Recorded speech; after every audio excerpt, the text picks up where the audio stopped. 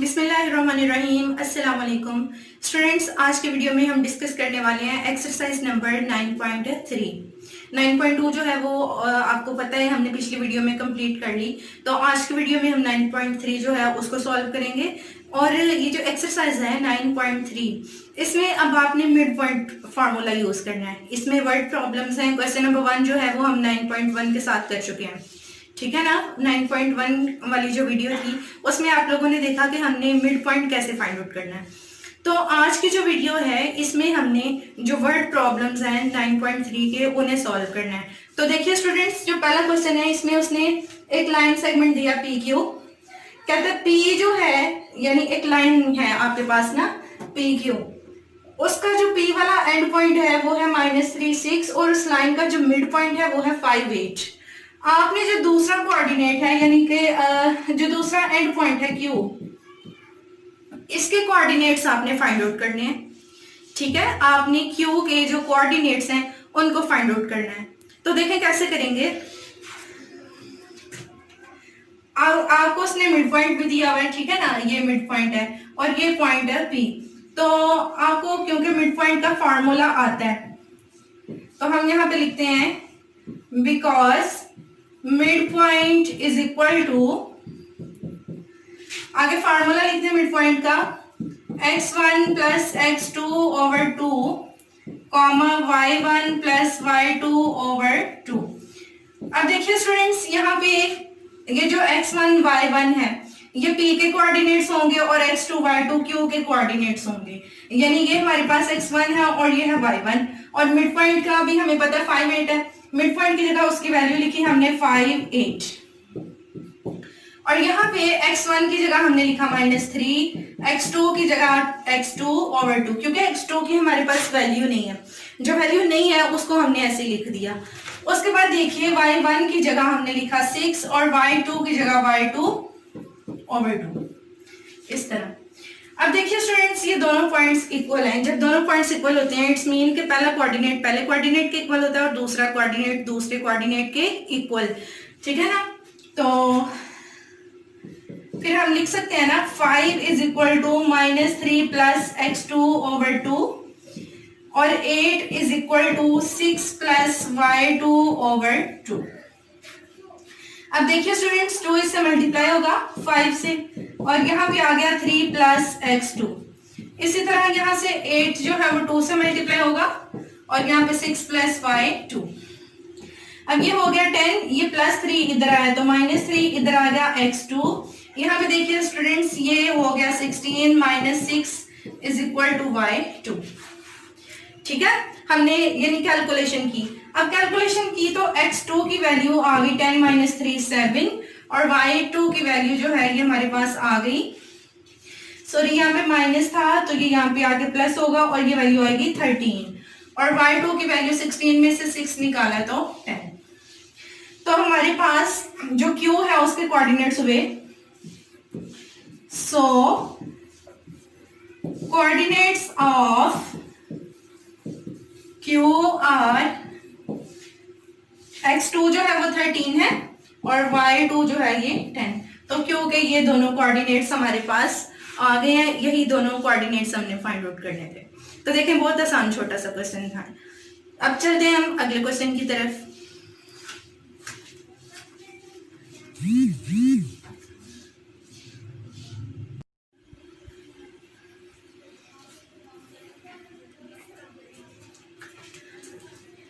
जी तो स्टूडेंट्स, अब हम लोग करते हैं क्वेश्चन नंबर 3।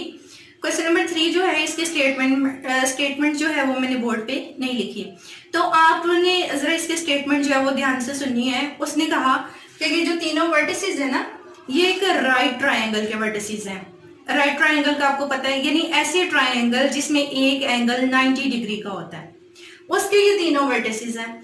अब आपको पता है कि राइट ट्रायंगल का हाइपोटेनियस भी होता है, 90 डिग्री के जो सामने वाली साइड है वो होती है हाइपोटेनियस। तो हाइपोटेनियस का जो मिड पॉइंट है उसका जितना डिस्टेंस पी से है उतना ही क्यू से है और उतना ही आर से है। ये बात उसने कही है कि इसको आपने शो करना है, इसको प्रूव करना है कि पी का जितना, ये तीनों वर्टिसेस है ना ट्रायंगल के, तो तीनों वर्टिसेस जो हैं उस हाइपोटेनियस के मिड पॉइंट से सेम डिस्टेंस में है, इक्वी डिस्टेंट है। तो इसको सॉल्व करने के लिए हमारे पास मिड पॉइंट होना चाहिए हाइपोटेनियस का। मिड पॉइंट होगा तभी हम उसका इन तीनों पॉइंट से डिस्टेंस लेंगे। अब मिड पॉइंट जो है वो तब हमारे पास आएगा जब हमें हाइपोटेनियस का पता हो। हमें हाइपोटेनियस का ही नहीं पता। तो हमने क्या करना है, सबसे पहले ग्राफ ड्रा करना है। ग्राफ से भी हमें हाइपोटेनियस का पता चलेगा। इसके बाद हमने तीनों साइड्स की लेंथ फाइंड करनी है। तो जो सबसे ज्यादा लेंथ होगी वो वाली साइड जो है वो हमारे पास हाइपोटेनियस होगी। तो बनाते हैं ग्राफ पहले इसका। यहाँ पे देखें सबसे बड़ा जो नंबर है वो है 5।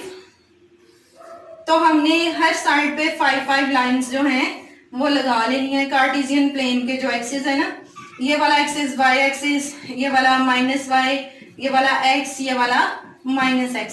तो यहाँ पे 5 लाइंस, ठीक है, 1 2 3 4 5। यहाँ पे भी 5 लाइंस हमने ड्रॉ करनी है, 1 2 3 4 5। यहाँ पे भी -1 -2 -3 -4 -5। और यहाँ पे भी -1 -2 -3 -4 और ये हो गया -5। ठीक हो गया। ये हमारे पास ओरिजिन है 0 0। जी तो स्टूडेंट्स पहला पॉइंट है हमारे पास P -2 5, ठीक है। तो इसको देखें, -2 x एक्सिस का -2, ये y एक्सिस का 5, ये यहाँ पे ये पॉइंट आएगा P। अब जो नेक्स्ट पॉइंट है Q1 3, x एक्सिस का 1 और y एक्सिस का 3, ये पॉइंट है हमारे पास Q1 3। उसके बाद जो अगला पॉइंट है -1 0, x एक्सिस का -1 और y एक्सिस का 0, आपको पता इधर ही होगा। अब इसको आपने इससे ज्वाइन किया, इसको इससे, ये पॉइंट हमारे पास है R, ठीक हो गया। इसको इससे ज्वाइन किया। जी तो स्टूडेंट्स पता चल रहा है कि PR वाली जो लेंथ है ये सबसे लंबी है, सबसे ज्यादा। वैसे भी ये शो हो रहा है कि यहाँ पे जो एंगल है ये 90 डिग्री का है। इट्स मीन कि PR जो है ये हाइपोटेनियस है, हमारे पास PR हाइपोटेनियस है। लेकिन हम क्या करेंगे, तीनों साइड्स की लेंथ फाइंड आउट करेंगे। जो सबसे ज्यादा लेंथ होगी उसको हम कहेंगे कि ये हाइपोटेनियस है, ठीक है। तो करते हैं इसको, हम लेंथ फाइंड आउट करते हैं PQ की। आपको पता है लेंथ जब फाइंड आउट करनी है तो डिस्टेंस फार्मूला लगाना है, और डिस्टेंस फार्मूला अब आपको अप्लाई करना आ गया, 1 -2 mod square plus 3 -5 mod square. तो ये वैल्यू जो है ये आई 3 का स्क्वायर 9, 3 - 5 2 और 2 का स्क्वायर 4, और ये हो गया स्क्वायर रूट 13, ठीक है। अब ये PQ है, अब हम फाइंड आउट करते हैं QR। तो ये हमारा x1, ये y1, ये x2, ये y2। तो -1 mod square plus 0 -3 mod square. तो ये वैल्यू देखें क्या निकली, ये -2 मॉड की वजह से माइनस हुआ खत्म, 2 का स्क्वायर 4 और 3 का स्क्वायर 9 हो गया। तो ये भी आपके पास स्क्वायर रूट 13 आ गया। अब हमने फाइंड आउट करना है PR की लेंथ। ये आप यहाँ पे लगा लें बार तो भी ठीक है, ना लगाएं तो भी ठीक होगा। लेंथ शो हो रही है इससे, ये जो हम बार्स लगाते हैं ना, इसका मतलब ये होता है कि डिस्टेंस फाइंड आउट कर रहे हैं या लेंथ फाइंड आउट कर रहे हैं। जी तो स्टूडेंट्स अब P और R का फाइंड आउट करना है। तो ये हमारे पास है x1, ये y1, ये x2, y2। तो -1 -2 mod square plus 0 -5 mod square. तो ये वैल्यू आएगी -1 प्लस 2 में से जब 1 निकला तो 1 का स्क्वायर 1 और 0 -5 का मॉड 5 का स्क्वायर दिया तो 25। तो ये हो गया स्क्वायर रूट 26। तो देखिए स्टूडेंट्स ये तीन वैल्यूज आई, इनसे बड़ी सबसे बड़ी जो है वो स्क्वायर रूट 26 है, ठीक है, यानी PR लॉन्गेस्ट साइड है। तो हम लिखेंगे as PR is longest side, so it is hypotenuse. ठीक हो गया ना, ये आपकी ट्रायंगल जो है उसका हाइपोटेनियस है। अब देखिए स्टूडेंट्स, हमने अभी हाइपोटेनियस का पता चला है, अब हमें हाइपोटेनियस का मिड पॉइंट चाहिए, ठीक है। तो अब हम फाइंड आउट करते हैं। Now mid point of hypotenuse क्या है, पी आर। तो पी आर का मिड पॉइंट अब आपने लेना है, ठीक है। ये मिड पॉइंट लेना है तो मिड पॉइंट का फार्मूला लगाएंगे हम, उसको क्या लेते हैं एम, ठीक है। जो मिड पॉइंट है ना उसको हमने एम का नाम दिया। x1 plus x2 over 2 comma y1 plus y2 over 2। जी तो स्टूडेंट्स, अब हमें यहाँ से वैल्यूज जो x1 और x2 y1 y2 की ये जो वैल्यूज हमने लेनी है, ये हमने लेनी है p और r से। तो ये देखें, ये p है और ये r है, ये x1 y1 और ये है x2 y2। ये वैल्यूज हम यहाँ पे पुट करते हैं, इसको हम क्या लेते हैं, mid point of P are m into, अब ये जो x1 है ये है -2 और x2 है आपके पास -1, ठीक हो गया। और y1 है आपके पास 5 और y2 है 0। तो ये वैल्यू आपके पास आ गई -3/2 और ये 5/2, जो कि बनती है, इनको आप डिवाइड कर लें, ठीक है, कटिंग कर लें इसकी। तो -3/2 जो है ये आएगा -1.5 और ये आएगा 2.5। ये आपके पास मिड पॉइंट आ गया, ठीक है, हाइपोटेनियस का मिड पॉइंट आ गया। अब आपने क्या करना है, आपने इस मिड पॉइंट का P से भी डिस्टेंस लेना है, Q से भी और R से भी। तो चलिए इसका लेते हैं डिस्टेंस। नाउ M का डिस्टेंस हम लेने लगे इससे P वाले पॉइंट से। फार्मूला आपको आता है, ठीक है, तो वैल्यूज बस पुट करनी है। ये आपका x1 है और ये है बल्कि ये होगा आपका x2 और ये होगा y2 और ये x1 है और वो y1, ठीक है। तो x2 माइनस x1 यानी -2 माइनस 1.5 मॉड का स्क्वायर प्लस y2 की जगह 5 माइनस 2.5 मॉड का स्क्वायर। तो देखिए क्या वैल्यू आई, माइनस प्लस -2 प्लस 1.5, ये आ गया 0.5 का मॉड और उसका स्क्वायर। अब 5 में से 2.5 निकालेंगे तो 2.5 का स्क्वायर। आगे वैल्यू क्या निकलती है, इसको हमें करना पड़ेगा कैलकुलेट। तो इसको कैलकुलेट करते हैं। 0.5 जो है इसका स्क्वायर जो है ये होगा 0.25 होगा। इसको कैलकुलेट करके देखते हैं, मिस्टेक ना हो।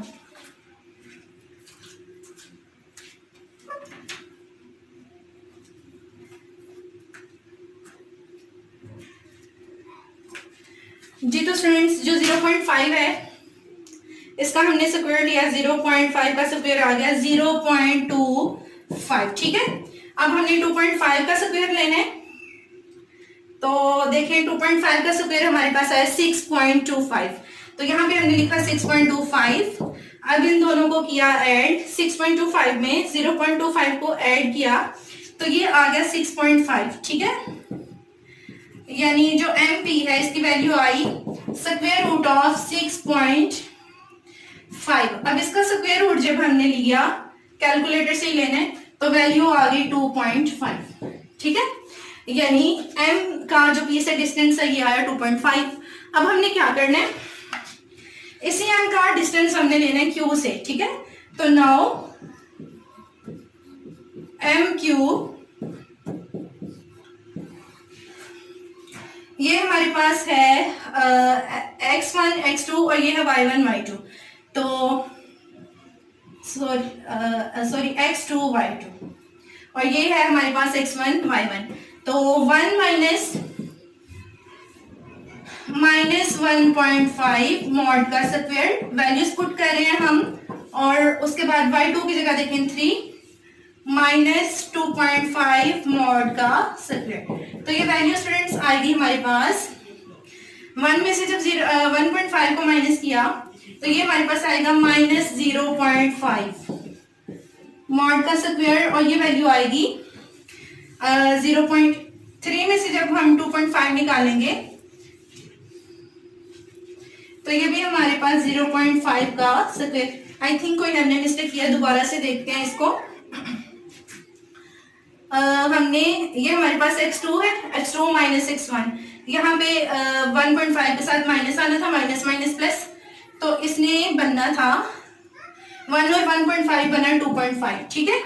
तो 2.5 का स्क्वायर स्टूडेंट्स होता है, हमने ऊपर भी फाइंड किया, 2.5 का स्क्वायर आया था 6.25 और 0.5 का स्क्वायर 0.25। देखिए यही वाली वैल्यूज आएंगी तो ऑटोमेटिकली इसको कैलकुलेट करेंगे तो 2.5 ही आएगा। जी तो स्टूडेंट्स आपने देखा जो वैल्यू हमारे पास एम पी की आई, यानी जितना डिस्टेंस एम का पी से आया उतना ही एम का क्यू से। इसी तरह आपने एम का डिस्टेंस आर से फाइंड आउट करना है तो वो भी 2.5 ही निकलेगा। तो नीचे आप लिख सकते हैं फिर, so given statement is proved, ठीक है। आपने इसको जो है वो प्रॉपर्ली करनी है, ठीक है। मैंने एक स्टेप छोड़ा है ना, एम का डिस्टेंस मैंने आज से फाइंड आउट नहीं किया तो वो आपके खुद कर लेना है, ठीक है। तीनों डिस्टेंसेस जो हैं वो इक्वल आ जाएंगे। जी तो स्टूडेंट्स अब हम सॉल्व करते हैं क्वेश्चन नंबर 4।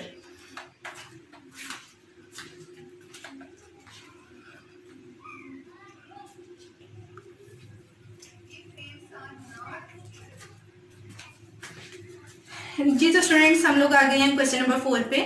क्वेश्चन नंबर 4 का जो डाटा है वो मैंने लिख लिया है, ठीक है। पहले इसको आपके सामने एक्सप्लेन करती हूँ और फिर हम इसे सॉल्व करेंगे। उसने हमें जो है वो 3 कोऑर्डिनेट्स दिए, 3 वर्टिसेस उसने सॉरी दे दिए, O00, A30, B35, ये तीनों वर्टिसेस एक ट्राइंगल के हैं, ठीक है। अब कहता है कि जो M1 है ना, M1 का मतलब है कि ये AB का मिड पॉइंट है और जो M2 है इसका मतलब है कि ये OB का मिड पॉइंट है। तो आपने क्या करना है, ये जो दोनों मिड पॉइंट हैं इनका आपस में डिस्टेंस फाइंड आउट करना है। तो स्टूडेंट्स हमारे पास जब तक मिड पॉइंट्स नहीं होंगे हम उनका आपस में डिस्टेंस नहीं निकाल सकते, तो इसलिए पहले हमें मिड पॉइंट्स जो हैं वो फाइंड आउट करने हैं, ठीक है। तो हम फाइंड आउट करते हैं M1, ठीक है। तो M1 जो है इस पे फार्मूला हम लगा लेते हैं। X1 जो M1 देखें किसका मिड पॉइंट है, AB का, तो ये है X1, ये Y1 और ये X2 Y2। करते हैं इसको कैलकुलेट, X1 प्लस X2 यानी 3 plus 3 over 2 comma Y1 plus Y2 over 2 होता है तो 0 प्लस 5 ओवर 2। मैंने फार्मूला नहीं लिखा, डायरेक्ट वैल्यूज पुट की। तो देखें M1 के कोऑर्डिनेट्स आए 3 और 3 6 को 2 से डिवाइड करेंगे आप तो 3 और 5 को जब 2 से डिवाइड करेंगे तो 2.5। ये हमारे पास M1 के कोऑर्डिनेट्स आ गए। अब हमें क्या करना है, अब हम फाइंड आउट करते हैं M2। तो M2 के कोऑर्डिनेट्स भी बिल्कुल उसी तरह। अब M2 जो है वो OB का मिड पॉइंट है, तो ये X1 और ये Y1, ठीक है। ये हमारा X1 Y1 नहीं होगा, तो देखें 0 प्लस 3 ओवर 2 यानी X1 plus X2 over 2, 0 plus 5/2। तो वैल्यूज आ गई हमारे पास कोऑर्डिनेट्स की, 3 ओवर 2 जो है 1.5 और 5/2 जो है ये हो गया हमारे पास 2.5। हम जी तो स्टूडेंट्स हमने M1 और M2 की वैल्यूज निकालनी है। अब हमने इन दोनों पॉइंट्स का आपस में डिस्टेंस फाइंड आउट करना है। तो हम लिखते हैं now distance of M1 into M2 is equal to,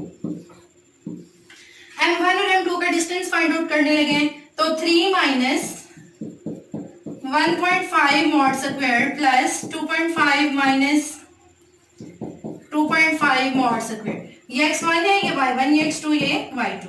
तो वैल्यूज हमने लिख ली। अब देखिए इसको कैलकुलेट करेंगे तो जो वैल्यू हमें मिलेगी उसको लिखते हैं, 3 में से 1.5 निकालेंगे तो 1.5 मॉड का स्क्वायर और ये हो गया 0 मॉड का स्क्वायर और ये वैल्यू फर्दर क्या आ जाएगी, स्क्वायर रूट ऑफ 1.5। इसने इसको खत्म किया, 1.5 का मॉड 1.5 ही होता है। इट्स मीन कि M1 और M2 का जो डिस्टेंस है आपस में ये है 1.5। 5। ठीक हो गया। इसको आप 3/2 भी लिख सकते हो। ये इस तरह से होने क्वेश्चन नंबर 4 छोटा सा है और इजी है। तो अब हम स्टार्ट करते हैं क्वेश्चन नंबर 5।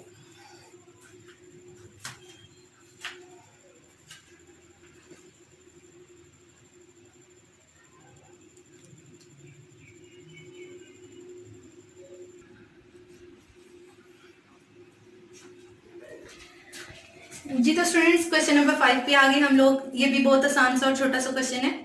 तो पहले इसकी स्टेटमेंट जो है उसको डिस्कस करते हैं। उसने आपको 4 वर्टिसेस दिए A B C और D। ठीक है ना, 4 कोने उसने दे दिए, 4 वर्टिसेस। कहते हैं ये वर्टिसेस जो हैं एक पैरेललोग्राम के वर्टिसेस हैं। ठीक है ना, यानी इनको जब आप ड्रॉ करो आपस में मिलाओ तो पैरेललोग्राम बनेगी। अब वो जो पैरेललोग्राम है उसके जो डायगोनल्स हैं वो आपस में एक दूसरे को बाइसेक्ट करते हैं। ये हमने प्रूव करना है। ठीक है, इसको हमने शो करना है इस बात को। कहते हैं कि जो डायगोनल्स हैं, डायगोनल्स का आपको पता है कि अपोजिट साइड्स होती है ना, यानी ए के सामने सी आएगा और बी के सामने डी आएगा। आप याद भी रख सकते हैं इसको। देखें ना पैरेललोग्राम में ए बी सी डी ऐसे ड्रॉ होगी, ए बी सी डी। तो बी के सामने डी, ए के सामने सी, तो ए सी एक डायगोनल है और एक डायगोनल है हमारे पास बी डी। हमने ये शो करना है कि ये डायगोनल्स एक दूसरे को बाइसेक्ट करते हैं। तो बाइसेक्ट डायगोनल्स तब करते हैं जब वो एक दूसरे के मिड पॉइंट में से पास करें। ठीक है, यानी दोनों का मिड पॉइंट सेम हो, यानी यहाँ पे दोनों जो डायगोनल्स हैं उनका मिड पॉइंट एक ही होगा। तो हमने दोनों डायगोनल्स का मिड पॉइंट फाइंड आउट करना है।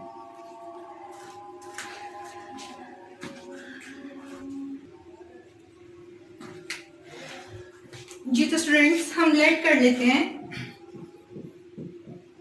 लेट, ये जो पहला डायगोनल है ना ए सी, इसका मिड पॉइंट हम कह लेते हैं कि M1 है। ठीक है, let M1 is equal to mid point of AC। ठीक हो गया ना, AC वाला जो डायगोनल है उसका मिड पॉइंट हमने कह लिया M1 और M2 जो है ये हमने मिड पॉइंट ले लिया इसका दूसरे डायगोनल का BT का। ठीक हो गया स्टूडेंट्स। अब हमने क्या करना है, इन दोनों डायगोनल्स को फाइंड आउट करना है, M1 को और M2 को। तो करते हैं इसको find out. M1 is equal to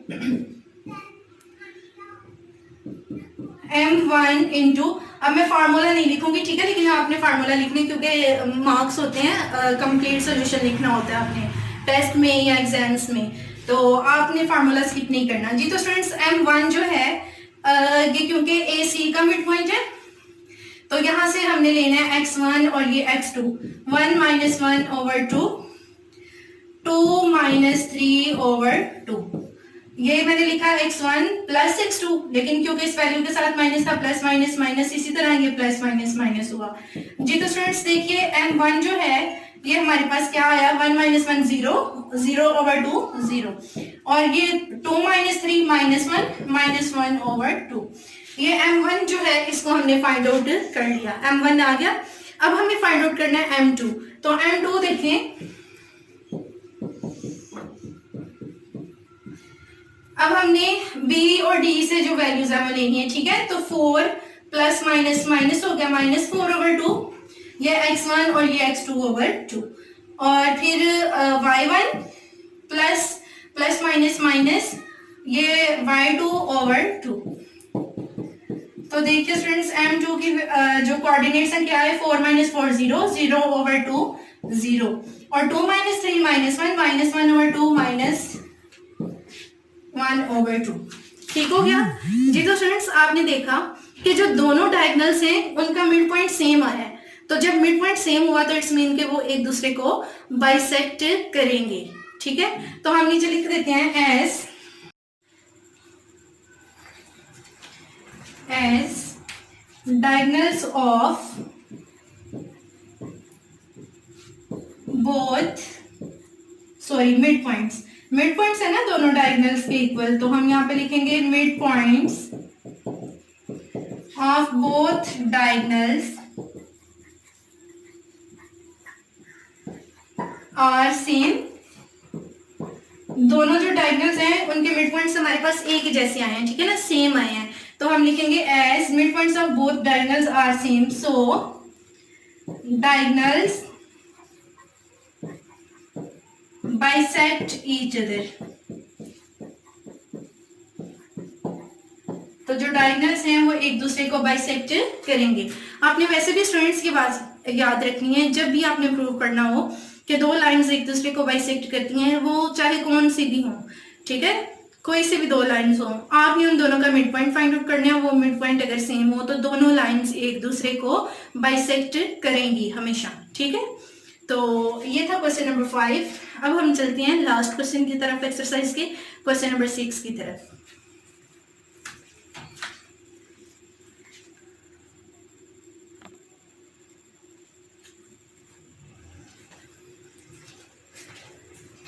जी तो स्टूडेंट्स हम लोग आ गए क्वेश्चन नंबर 6 पे।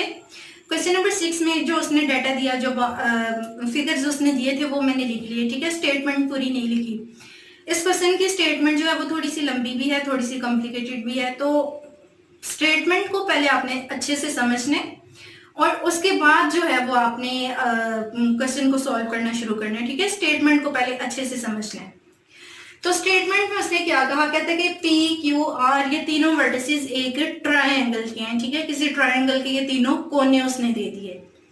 अब साथ में क्या कहते हैं कि पी आर और क्यू आर के जो मिड पॉइंट्स हैं, एक साइड होगी ट्रायंगल की पी आर, एक होगी क्यू आर, ठीक है। ये मैं आपको ना थोड़ा सा ड्रा करके बता देती हूँ। ट्रायंगल है आपके पास P Q R, P Q R. अब कहता है कि पी आर का जो मिड पॉइंट है ये, इसको चले हम क्या लेते हैं M1, और जो क्यू आर है उसका मिड पॉइंट इसको हम क्या लेते हैं M2। कहते हैं कि इनको मिलाने वाला जो लाइन सेगमेंट है, यानी ये जो लाइन सेगमेंट है M1 और M2, उसकी लेंथ PQ से आधी है, हाफ ऑफ PQ। उसने कहा is equal to half of PQ। ये लाइन सेगमेंट है ना PQ, तो इसका आपने हाफ करना है, कहते इसकी आधी है ये वाली लेंथ। तो हमें पहले इसकी लेंथ का पता होगा, M1 और M2 की जो लेंथ है इस लाइन सेगमेंट की उसका पता होगा, तभी हम देखेंगे ना ये हाफ ऑफ PQ है या नहीं। हमें ये भी नहीं पता हाफ ऑफ PQ कितना है, तो हमने हाफ ऑफ PQ भी फाइंड आउट करना है और हमने M1 और M2 की लेंथ भी फाइंड आउट करनी है। ये जो M1 M2 लाइन सेगमेंट है इसकी लेंथ, तो हमें तो M1 और M2 का भी नहीं पता, तो फर्स्ट ऑफ ऑल हमने M1 और M2 का पता चलाना है। तो चलिए करते हैं स्टार्ट इस क्वेश्चन को।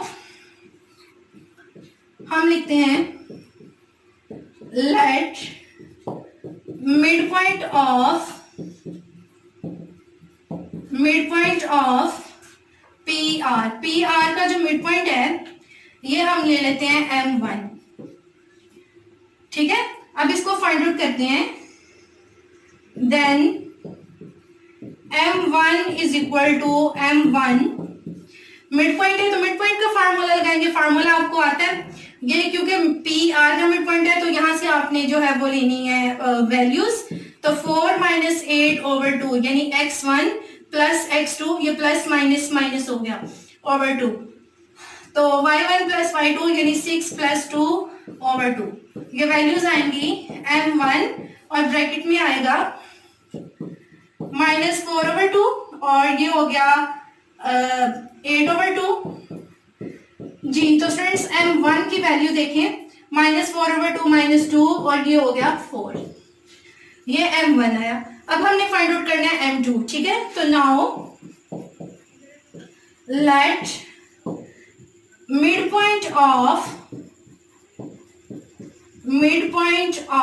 क्यू आर का जो मिड पॉइंट है ना उसको हम क्या लेते हैं M2। देन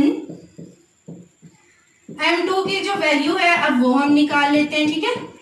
तो M2, और देखिए स्टूडेंट्स M2 की वैल्यू हमने कैसे निकालनी है, क्योंकि ये क्यू आर का मिड पॉइंट है तो यहां से वैल्यूज हमने लेनी है। -2 -8 ये x1 है ना, ये x2, ये y1 और ये है y2। तो ये वैल्यूज मैं पुट कर रही हूँ फार्मूले में, x1 + x2/2, y1 + y2/2।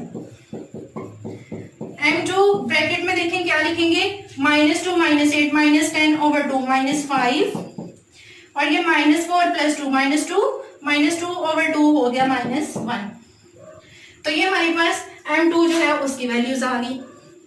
ठीक हो गया ना स्टूडेंट्स, हमने जो ये मिड पॉइंट है m1 और m2 इसकी वैल्यूज हमने फाइंड आउट कर ली। अब हमें क्या करना है, इस लाइन सेगमेंट की लेंथ निकालनी है, यानी हमें m1 और m2 का डिस्टेंस फाइंड आउट करना है। तो now distance of m1 m2 is equal to,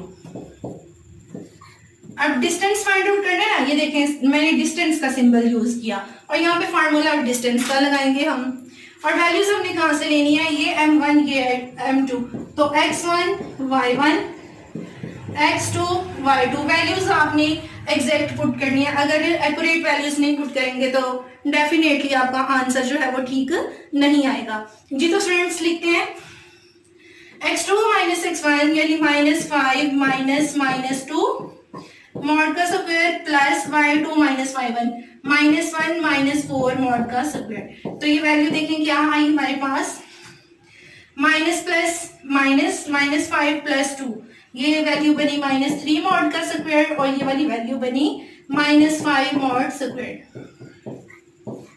-3 का स्क्वायर 9 और ये हो गया 25, तो ये वैल्यू आ गई 25 में जब हमने 9 को ऐड किया तो हमारे पास स्टूडेंट्स वैल्यू आ गई 34, स्क्वायर रूट ऑफ 34 आ गया। ठीक है, तो हमने जो लाइन सेगमेंट है ये वाला m1 और m2 को मिलाने वाला जो लाइन सेगमेंट है उसकी लेंथ निकाल ली। अब हमने ये देखना है कि ये हाफ ऑफ पी क्यू के इक्वल है, तो इसके लिए हमें हाफ ऑफ पी क्यू चाहिए। ठीक है, तो अब हम फाइंड आउट करते हैं। Now half of P Q, P Q का हाफ फाइंड करना है तो पहले पी क्यू होगा तभी हम उसका हाफ लेंगे जी। तो स्टूडेंट्स हम फाइंड आउट करते हैं पी क्यू, यानी पी का क्यू से डिस्टेंस, तो ये x1 ये y1 और ये x2 ये y2, -2 - 4 मॉड का स्क्वायर प्लस -4 - 6 मॉड स्क्वायर। तो ये वैल्यू देखें क्या आएगी, -6 mod square plus -10 mod square. और फर्दर देखें पी क्यू का जो डिस्टेंस है ये आएगा 6 का स्क्वायर 36 और 10 का स्क्वायर 100। ठीक है, ये आ गया 136 आ गया। अब हम इसको देखें 136 की हम प्राइम फैक्टराइजेशन करके इसको क्या लिख सकते हैं भला, 2 के टेबल में आता है। ठीक है, 2 6 are 12 और 2 8 are 2 2s are 2 3s are और 2 4s are, यहाँ तक छोड़ने इसको हम लिख सकते हैं ना। फिर इसको 136 का जो स्क्वायर रूट है हम इसको लिख सकते हैं 2 का स्क्वायर मल्टीप्लाई बाय 34।